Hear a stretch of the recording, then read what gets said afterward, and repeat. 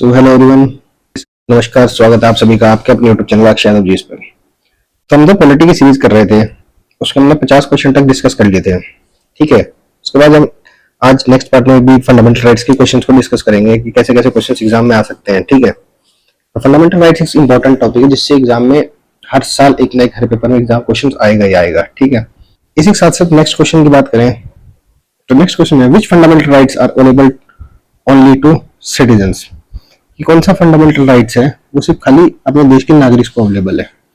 ठीक है, तो आर्टिकल 14 है जैसे right to equality. Right to equality क्या कि सबको मिलना चाहिए, ना कि ओनली सिटीजन्स को। ठीक है, तो ये चीज गलत है। इसी तरह से आर्टिकल 15 की बात करें, 15 क्या कहता है, prohibition on discrimination of caste, race, religion, sex और प्लेस ऑफ बर्थ। तो हम कर सकते हैं प्लेस ऑफ बर्थ पे किसी भी आदमी को डिस्क्रिमिनेट क्यों कर सकते हैं। मान लो कोई नेपाल का है तो हम उसको डिस्क्रिमिनेट क्यों नहीं कर सकते, भाई हमारे देश में आपको ये चीजें नहीं मिलेंगी। ठीक है, वो उसको हर्ट करने के लिए, पर उसको डिस्क्रिमिनेशन हो सकता है एम्प्लॉयमेंट्स वगैरह में। ठीक है, तो इस जगह पे उसको इक्वल अपॉर्चुनिटी नहीं दी जाएगी। ठीक है, जैसे बाकी लोगों को दी जा रही है देश में। ठीक है, तो वो सिर्फ हमारे सिटीजन्स को मिलेगा। जैसे आर्टिकल 14 है, ठीक है, वो सबको मिल सकता है। लेकिन 15, 16, ठीक है, 19 फ्रीडम ऑफ स्पीच, ये हर किसी को नहीं दिए जा सकते हैं। ठीक है, कोई भी हमारे देश में थोड़ी कुछ भी बोल सकता है, तो सिर्फ सिटीजन्स को ही राइट है। ठीक है, इस तरह से जो माइनॉरिटीज के राइट है 29 और 30 वो सब सिटीजन्स को ही मिल सकते हैं। ठीक है, बाकी इन बिटवीन जो राइट्स हैं वो सभी के लिए हैं। ठीक है, फॉरेनर्स को भी मिल जाएंगे, नॉट ओनली सिटीजन्स। ठीक है, पर उसमें एनिमी एलियंस नहीं होनी चाहिए। क्या नहीं होनी चाहिए?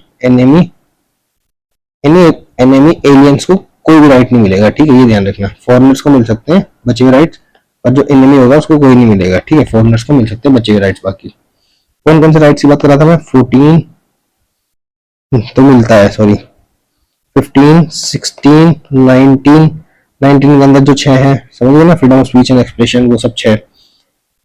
To reside in any part of the country, profession, right to profess, movement, ठीक है, असेंबल पीसफुली विदाउट आर्म्स, ठीक है, टू फॉर्म एसोसिएशन, ये सब जो है 19 में, ये सब इंडियन लोगों के लिए है, सिटीजन के लिए। ठीक है, और आर्टिकल 29 और 30, ये जो 5 फंडामेंटल राइट्स है ये सिर्फ अपने सिटीजन्स के लिए अवेलेबल है, ये ध्यान रखना। ठीक है, तो इसका आंसर क्या होगा? आर्टिकल 15 होगा। ठीक है, 21 सबको अवेलेबल है, नॉट ओनली सिटीजन्स को, भाई right to life and personal liberty तो सबके लिए है। ठीक है, इसी तरह से बाकी राइट्स वायलेट होंगे तो आर्टिकल 32 के तहत सुप्रीम कोर्ट जो फॉरेनर्स है वो भी जा सकते हैं, नॉट ओनली सिटीजन्स। ठीक है, ये बात ध्यान रखना। नेक्स्ट क्वेश्चन है equality before law is available to. जो इक्वालिटी बिफोर लॉ है वो किस किस को अवेलेबल है? खाली सिटीजन्स को है, फॉरेनर्स को है, both citizen and foreigners, parliament only, तो ये सबको अवेलेबल है, बोथ सिटीजन्स एंड फॉरेनर्स। ठीक है, तो राइट टू इक्वालिटी है, इक्वालिटी बिफोर लॉ है कि लॉ के लिए सभी समान है, तो ये सभी के लिए अवेलेबल है। ठीक है, ये बात ध्यान रखना आप लोग। इसी के साथ नेक्स्ट क्वेश्चन की तरफ बढ़े।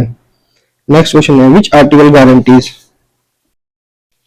Protection of life and personal liberty. Protection of life and personal liberty कौन बात करता है? आर्टिकल 21। ठीक है, ध्यान रखना।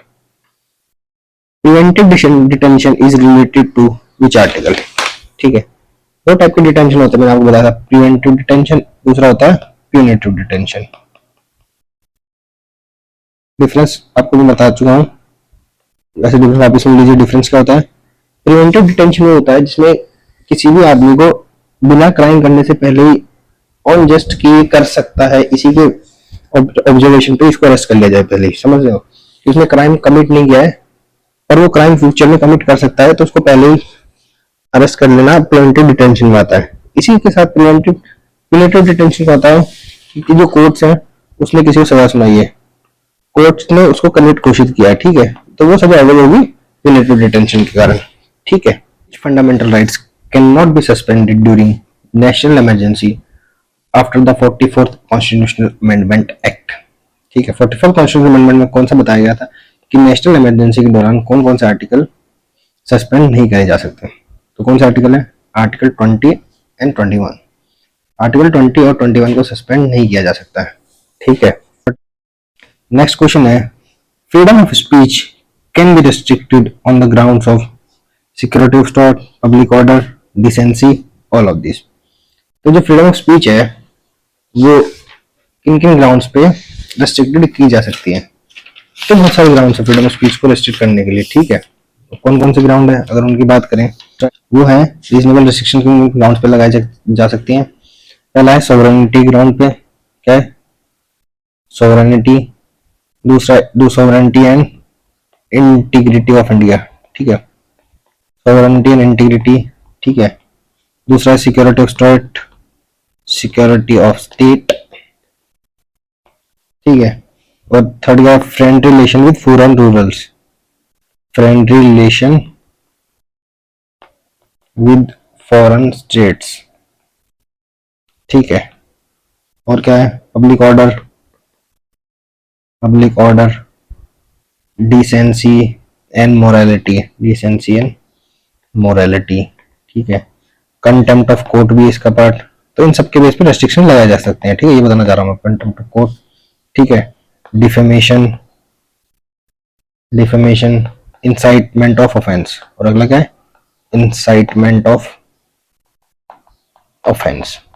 So public order, security of state, decency, all of this इसका आंसर होगा, ठीक है। इसी तरह से बात करें, नेक्स्ट क्वेश्चन है which article deal with the protection of minorities, minority की प्रोटेक्शन के लिए कौन सा आर्टिकल डील करता है, article 29 of the constitution, article 29 of the constitution, ठीक है, जो माइनॉरिटीज की प्रोटेक्शन की डील करता है, ठीक है, ठीक है। आर्टिकल 29 वैसे कहता क्या है, it provides that any section of the citizens residing in any part of the India having a distinct culture, language और script को, ठीक है, कंजर्व कर सकते हैं, लैंग्वेज,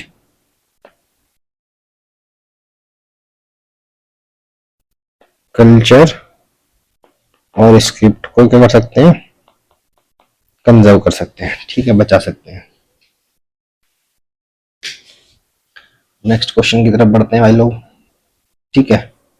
नेक्स्ट क्वेश्चन क्या है, नेक्स्ट क्वेश्चन है which article empower the parliament to modify fundamental rights from for arm forces, ठीक है, कि कौन सा आर्टिकल पार्लियामेंट को एम्पावर करता है कि वो fundamental rights to arm forces को मॉडिफाई कर सके। तो आर्टिकल 33 है वो बात करता है इसकी, ठीक है। और ये क्यों डाला गया था,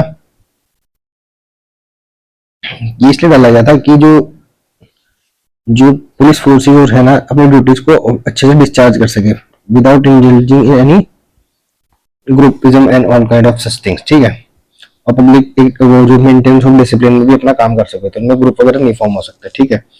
और उसके बाद ध्यान रखना कि इसी में सिर्फ पार्लियामेंट ही एम्पावर है, स्टेट लेजिस्लेशन एम्पावर नहीं है, स्टेट लेजिस्लेचर नॉट एम्पावर, ठीक है, सिर्फ पार्लियामेंट लॉ बना सकते हैं अंडर आर्टिकल 33 में, ठीक है। नेक्स्ट क्वेश्चन है martial law is related to, martial law कौन से law related to which article, article 34। Article 34 क्या कहता है, it provides the restriction on fundamental rights while martial law is force in any area within the territory of India, ठीक है, कि restrict करता है फंडामेंटल राइट्स को जब किसी एरिया में मार्शल लॉ लागू हो, ठीक है।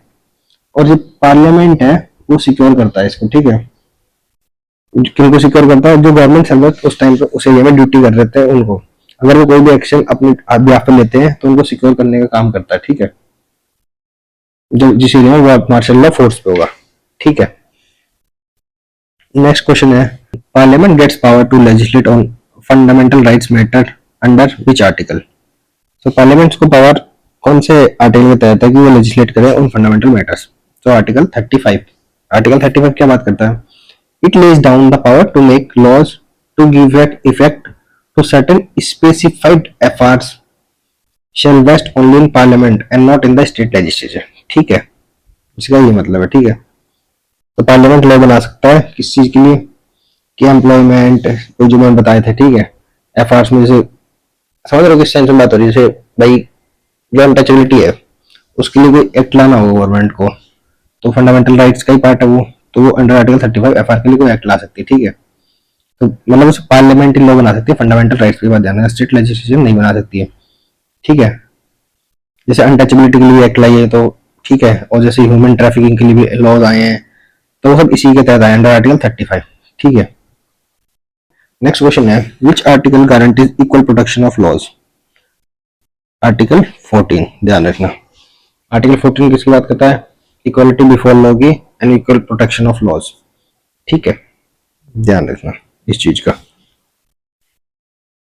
नेक्स्ट क्वेश्चन है 62। ठीक है, 62 क्या है? Reservation in public employment is related to. Reservation होता है वो कौन से आर्टिकल में रिलेटेड है? आर्टिकल 16 में। आर्टिकल 16 में बात करता है public employment in public matters में। ठीक है, एम्प्लॉयमेंट इन पब्लिक मैटर्स में। ठीक है, इसमें रिजर्वेशन की बात होती है। ठीक है, उसका मैं आपको डिटेल में पढ़ाऊंगा। एफ का कल नेक्स्ट क्लास होगी एफ के बारे में, तो एफ की क्लास होगी, उसमें आप देख सकते हैं। ठीक है, which article prohibits force labour? Force labour कौन सा आर्टिकल में प्रोहिबिट होती है? आर्टिकल 23 में फोर्स लेबर को प्रोहिबिशन है। ठीक है, इसको बेगार भी बोलते हैं। क्या बोलते हैं? बेगार, बेगर, बेगार। ठीक है, आर्टिकल 24 क्या है? 24 है saving child from hazardous work. 14 साल से नीचे के बच्चे उनको हजार्डियस प्लेस में, माइंस में, इनमें काम, फैक्ट्रीज में काम करने ना दिया जाए। ठीक है, तो प्रोहिबिट करता है। ठीक है, 21 आपको पता ही है, right to life and personal liberty. ठीक है, next question, which right is known as the most important fundamental right? Most important fundamental right कौन सा है बताओ? Right to equality, right to freedom, right to constitutional remedy, right to religion. भाई most important fundamental right क्या हो सकता है?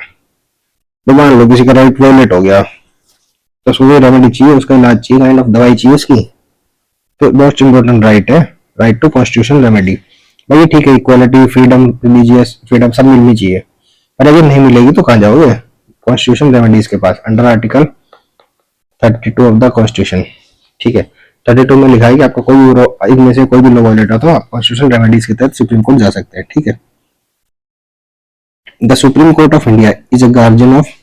Supreme Court of India किसका गार्जियन है? फंडामेंटल राइट्स का। ठीक है, ये बात भी ध्यान रखना।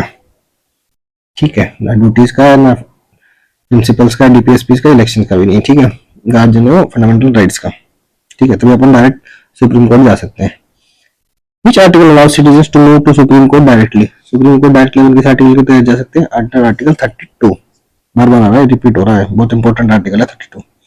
ठीक है, which article empowers the high court to issue writs? जो हाई कोर्ट है वो सेम रिट्स, रिट्स मैंने आपको बताई थी कौन कौन सी होती है। हैबियस कॉर्पस, हैबियस कॉर्पस, दूसरी mandamus, habeas corpus, mandamus. Habeas corpus का क्या मतलब होता है? टू हैव द बॉडी, कि बॉडी को प्रेजेंट करो physically, to have the body. ठीक है, मैंडमस का मतलब क्या होता है? वी कमांड, कि भाई हायर अथॉरिटी लोअर अथॉरिटी को कमांड करेगी कि ये काम करो। कोई गवर्नमेंट ऑर्गेनाइजेशन है वो काम नहीं करती, तो सुप्रीम कोर्ट मैंडमस की रिट इशू करेगा ताकि वो काम करे। ठीक है, इसी तरह से प्रोहिबिशन होता है। प्रोहिबिशन क्या करता है? एक लोअर कोर्ट है, वो कोई कार्य कर रहा है मान लो, पर वो अपने जुडिक्शन से बाहर कर रहा है, तो इसको हायर कोर्ट प्रोहिबिट करेगा कि आप अपने जुडिक्शन से बाहर काम कर रहे हो, तो प्रोहिबिशन का काम करता है। ठीक है, कोर्ट्स के लिए होता है ये। इसी के साथ सर्सोररी है। सर्सोररी क्या करता है कि जो हायर कोर्ट्स होते हैं, वो कोई केस चल रहा है लोअर कोर्ट्स में पेंडिंग, उसको मंगा सकते हैं। जैसे कोई भी कॉन्स्टिट्यूशनल मैटर है जिसके लिए लोअर कोर्ट्स प्रॉपर नहीं है उसके बारे में डिस्कशन करने के लिए, तो वो केस अपने पास मंगा सकते हैं। ये एडमिनिस्ट्रेटिव मैटर्स के लिए भी हो सकता है। ठीक है, पहले नहीं हो सकता था, एडमिनिस्ट्रेटिव मैटर्स को भी ऊपर हायर कोर्ट्स में ले जाया जा सकता है। ठीक है, लास्ट स्टेट है क्वाओ वारंटो की। इसका मतलब होता है बाय व्हाट अथॉरिटी। जैसे कोई पब्लिक ऑफिस है, मान लो कि आप कौन से अथॉरिटी से पब्लिक ऑफिस को होल्ड कर रहे हो, तो इसके लिए रिट इशू की जा सकती है कि आप अपने लीगल पर्सपेक्टिव बताओ, आपने जिसकी वजह से ऑफिस को होल्ड कर रखा है। ठीक है, तो अंडर आर्टिकल हाई कोर्ट कौन से आर्टिकल के अंदर कर सकता है? 226 के तहत। ठीक है, right to privacy is a part of.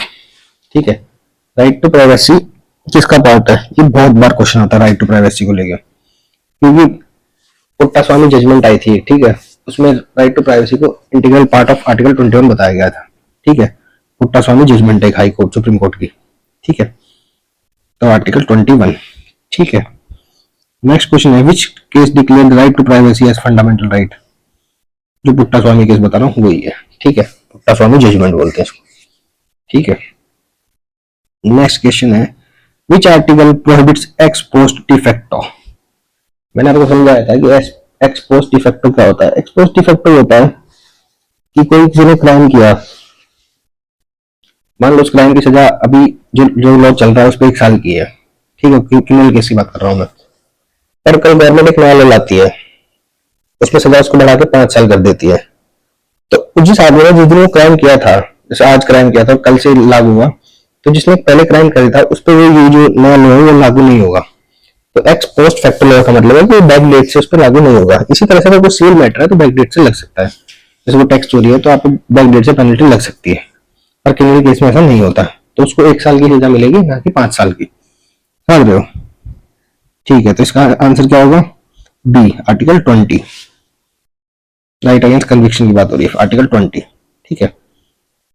Next है, which article prohibit self incrimination, कि आप खुद के खिलाफ गवाही नहीं दे सकते। One can not be witness on against himself, article 20 बात करता है ये भी। ठीक है। नेक्स्ट क्वेश्चन है, freedom of movement through out India is under, freedom of movement India के अंदर कौन से आर्टिकल के तहत है? आर्टिकल 19 में। ठीक है। 19 में डिफरेंट क्लॉजेज है, 6 A B C D, वैसे ई और एफ को हटा दिया, राइट टू प्रॉपर्टी, और जी अभी। ठीक है, तो ध्यान रखना 19 में था। ठीक है। नेक्स्ट क्वेश्चन है, right to strike is a fundamental right, is a constitutional right, is a legal right, is a natural right. Right to strike क्या है? एक लीगल राइट है। ठीक है। ना ही वो फंडामेंटल राइट है, ना ही कॉन्स्टिट्यूशनल, और ना ही नेचुरल राइट। ठीक है। और राइट टू स्ट्राइक आप पहले बता के करना होता है। जैसे आप किसी भी ऑर्गेनाइजेशन में आपको स्ट्राइक करनी है तो आप एक लेटर कुछ दिन पहले आप अपने ऑर्गेनाइजेशन को देंगे। जैसे SBI बैंक में स्ट्राइक अभी 2 दिन की, नेक्स्ट वीक मंडे और ट्यूसडे, इसलिए बैंक हॉलीडे है। आपने सुना होगा कि बैंक की छुट्टी 4-5 दिन लगातार। ठीक है, तो इसी वजह से यहाँ बैंक में स्ट्राइक है। ठीक है, तो पहले नोटिस दे चुका है बैंक के, इस दिन वर्किंग डे नहीं होंगे। ठीक है, ये लीगल राइट है, ना कि फंडामेंटल और कॉन्स्टिट्यूशनल राइट। ठीक है। 74th क्वेश्चन है, why fundamental rights promote secularism, fundamental rights है वो सेकुलरिज्म को क्यों प्रमोट करते हैं? क्यों करते हैं भाई, बताओ। हम्म क्योंकि अपना जो कॉन्स्टिट्यूशन है वो सेकुलर है। ठीक है, ये बात ध्यान रखना। हमारे देश में किसी भी रिलीजन को ऐसी फ्रीडम नहीं है कि वो उससे ज्यादा बड़ा है, सभी रिलीजन को बराबर माना जाता है। ठीक है। ठीक है, तो राइट टू रिलीजन इसका ऑप्शन होगा आंसर करेक्ट, कि सभी रिलीजन को बराबर माना जाता है, कोई एक दूसरे से नीचा या ऊपर नहीं है। ठीक है। ठीक है।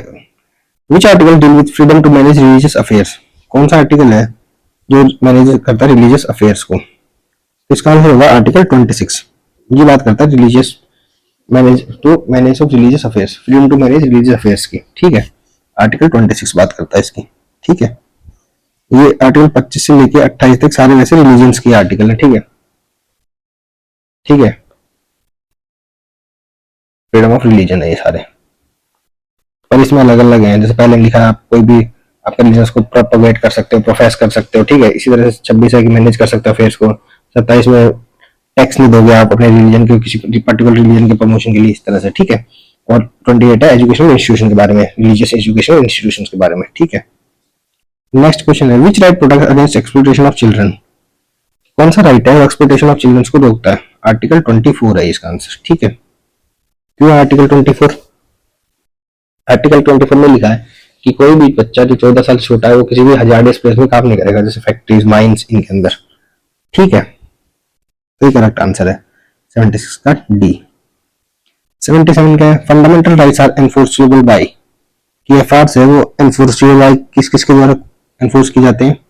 प्रेसिडेंट, पार्लियामेंट, कोर्ट्स या प्राइम मिनिस्टर। तो अगर आपका फंडामेंटल राइट वायलेट हो तो आप सीधा सुप्रीम कोर्ट जा सकते हैं, तो कोर्ट्स द्वारा एनफोर्सेबल होता है वो। ठीक है, ना कि प्रेसिडेंट, ना ही पार्लियामेंट, ना ही पीएम।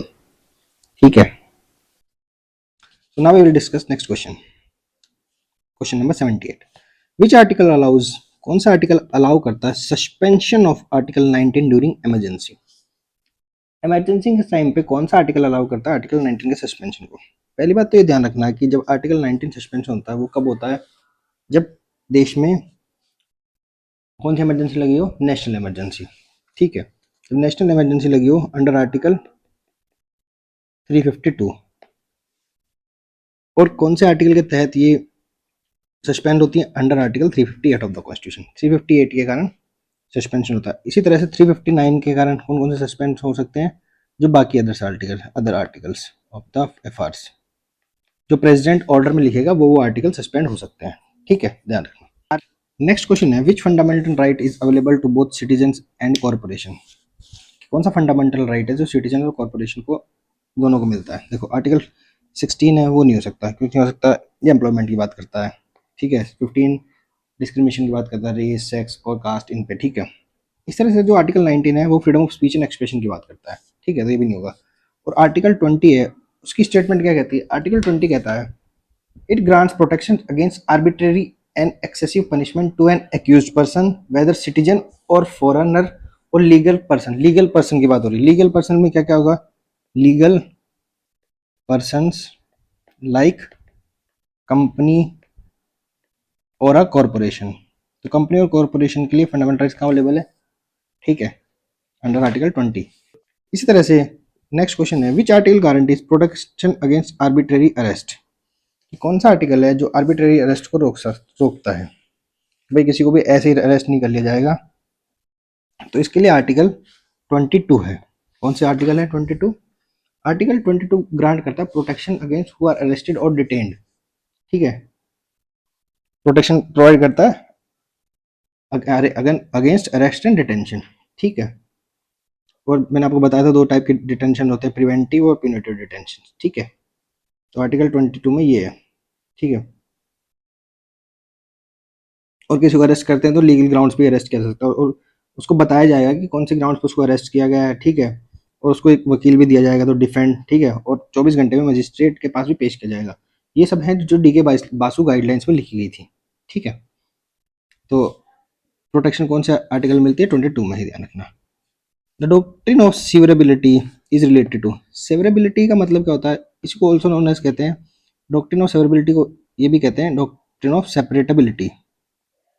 सेपरेटेबिलिटी, ठीक है। डॉक्ट्रिन ऑफ सेपरेबिलिटी का मतलब जैसे कोई मान लो कोई एक्ट लाई गवर्नमेंट या कोई लॉ लाई, अगर वो फंडामेंटल राइट्स को वायलेट कर रही है तो अंडर आर्टिकल 13 उसके उस पार्ट को हटाया जा सकता है और जो बाकी पार्ट है उसको एप्लीकेबल कराया जा सकता है। ठीक है, तो इसमें से जो पार्ट सही नहीं है उसको सेपरेट कर दिया जाएगा। ठीक है, तो डॉक्ट्रिन ऑफ सीवरेबिलिटी को सेपरेटेबिलिटी भी कहा जाता है। ठीक है, तो एक तरीके से ये जो डॉक्ट्रिन है वो अंडर आर्टिकल 13 यूज होगी। ठीक है, भाई वो वायलेट ना करे फंडामेंटल राइट्स को।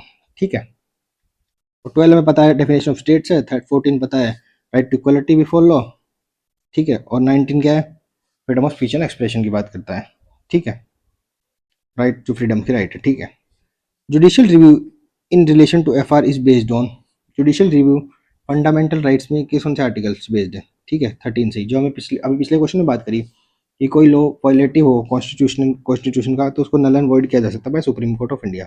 ठीक है, तो जो जुडिशियल रिव्यू है कहीं वो अंडर आर्टिकल 13 डायरेक्टली दिया हुआ है, इसमें लिखा हुआ है। ठीक है, इसमें लिखा हुआ है कि अगर कोई भी article derogatory to the fundamental rights उसको जो सुप्रीम कोर्ट है वो नल एंड वॉइड कर सकता है।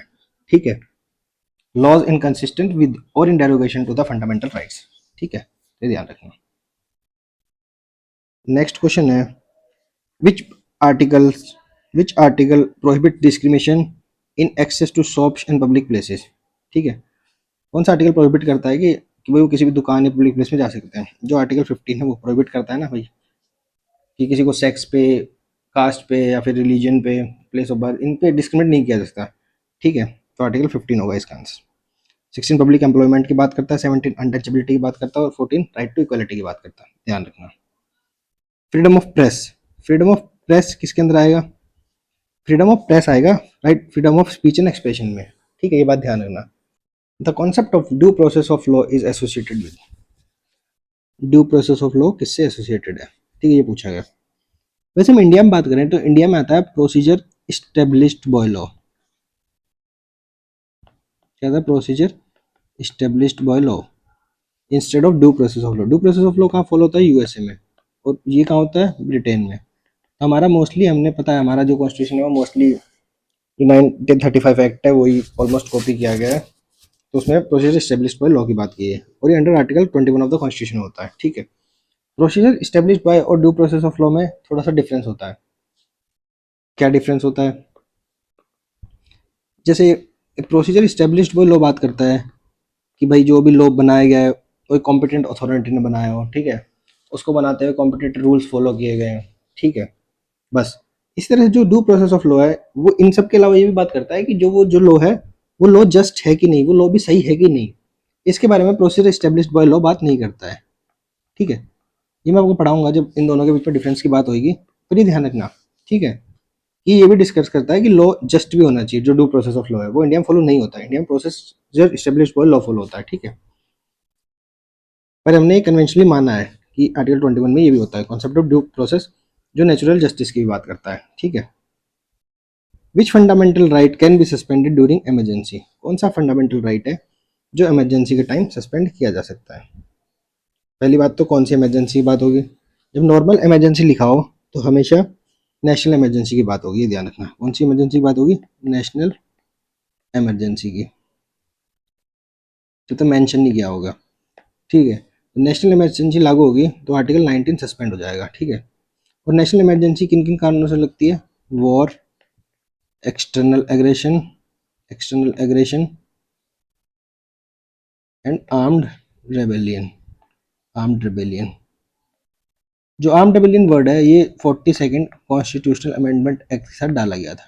ठीक है, ये ध्यान रखना। ठीक है, नेक्स्ट क्वेश्चन है which article deal with constitutional remedies, कौन सा आर्टिकल कॉन्स्टिट्यूशनल रेमेडीज के साथ डील करता है, article 32 of the constitution.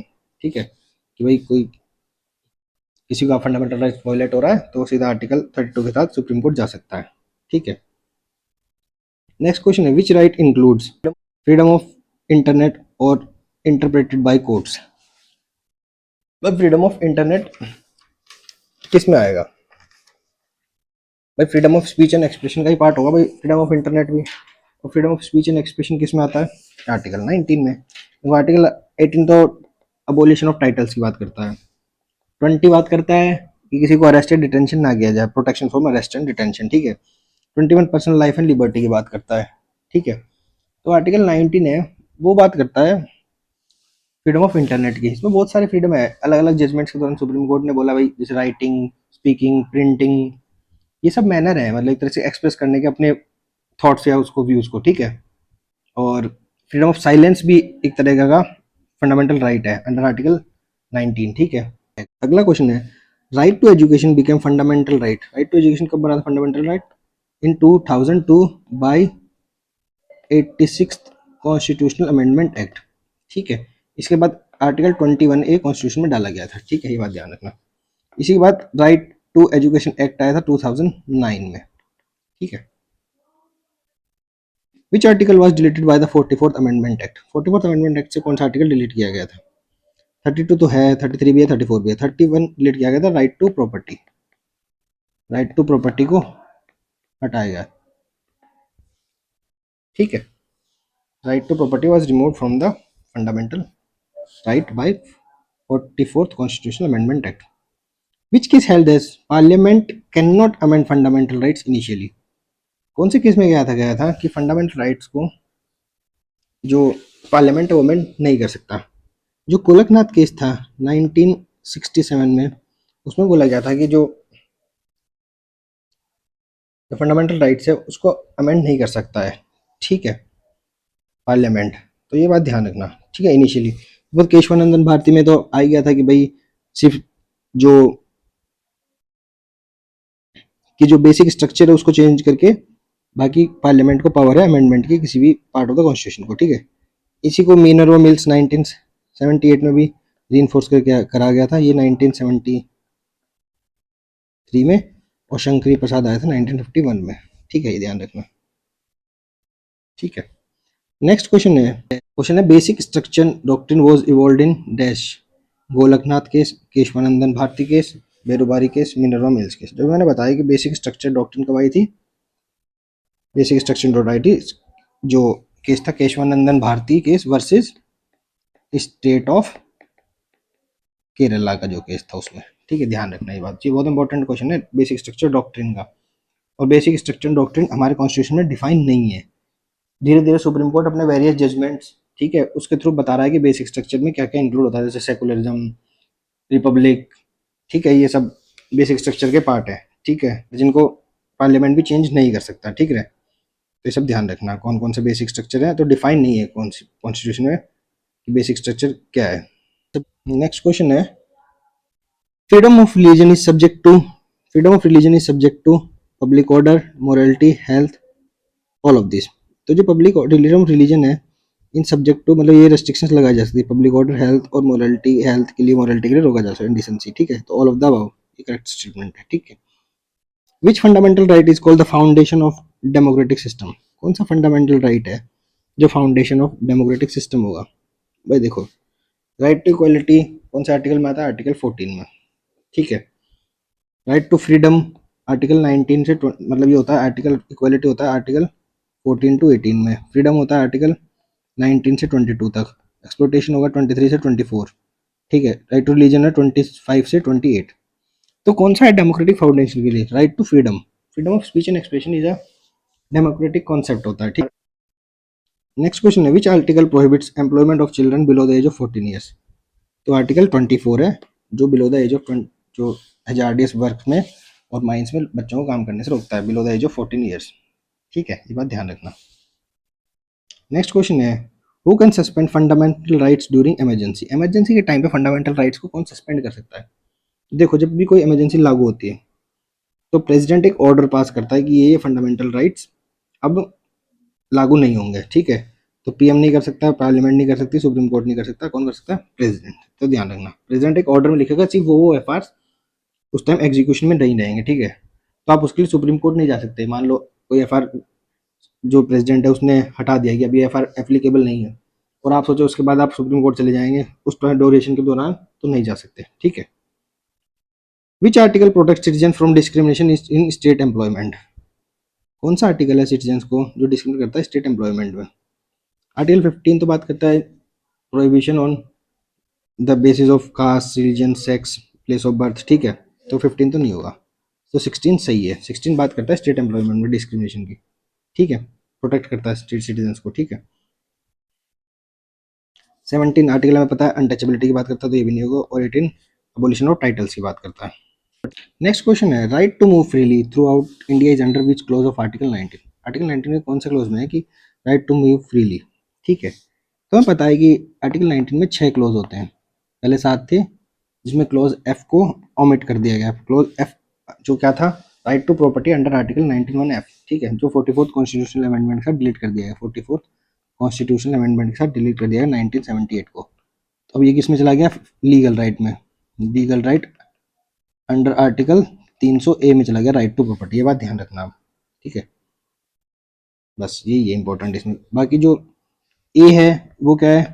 Freedom of speech and expression, ठीक है। बी क्या है क्लॉज इसका? असेंबल पीसफुली, असेंबली पीसफुली, ठीक है। इसी तरह से सी क्या है? फॉर्म एसोसिएशंस, कि हम एसोसिएशन बना सकते हैं, ठीक है, एसोसिएशंस। डी क्या है? और इसका आंसर भी डी है, move freely through out the territory of India, ठीक है, मूव फ्रीली, ठीक है। तो इसका आंसर है डी। ई होता है reside and settle in any part of the country. Reside वैसे तो डेप जल्दी से आता नहीं, पर आ सकता है, तो आजकल एग्जामिनेशन पैटर्न धीरे बदल रहे हैं। Reside and settle in any part of the country, ठीक है। एफ जो मैंने बताया वो ओमिट हो चुका है। इसके बाद जी बचता है टू प्रैक्टिस एनी प्रोफेशन, कि आप कोई भी प्रोफेशन प्रैक्टिस एनी प्रोफेशन, ठीक है। तो ध्यान ध्यान रखना ये सब होते हैं, ठीक है। इसका आंसर है 19(1) clause D. Which writ can not be issues against a private individual? Private individual के अगेंस्ट कौन सी रिट इशू नहीं की जा सकती है? तो प्राइवेट इंडिविजुअल के अगेंस्ट रिट ऑफ मैंडेमस नहीं इशू जा सकती, क्योंकि जो रिट ऑफ मैंडेमस है वो गवर्नमेंट अथॉरिटीज को ही कमांड की जा सकती है, आप ये काम करो, ठीक है। प्राइवेट इंडिविजुअल के लिए नहीं की जा सकती, ठीक है। नेक्स्ट क्वेश्चन है, fundamental rights are essential for? Fundamental rights किस चीज़ के लिए एसेंशियल है? Dictatorship, monarchy, democracy, colonialism. तो फंडामेंटल राइट्स एसेंशियल है डेमोक्रेसी के लिए। सो हम इतने ही क्वेश्चन करेंगे आज के इस पीडीएफ में जितने थे, ठीक है। इसके आंसर भी मैं नीचे आपको भेज दूंगा, इसके टेलीग्राम चैनल पे आप ये पीडीएफ डाउनलोड कर सकते हैं, ठीक है। तो थैंक यू मेरे भाई जो भी मेरे साथ जुड़े। आगे ऐसे ही हम धीरे धीरे अपना पूरा सिलेबस भी कवर करेंगे, इंपॉर्टेंट टॉपिक्स भी कवर करेंगे। थैंक यू चैनल से जुड़ने के लिए। और जितने मेरे भाई नए आए हैं वो चैनल को सब्सक्राइब करें, लाइक करें, शेयर करें जित अपने भी दोस्तों के साथ, ठीक है भाई। हमें थोड़ा मोटिवेशन मिलेगा आप जुड़ेंगे तो। सो थैंक यू, जय हिंद, वंदे मातरम।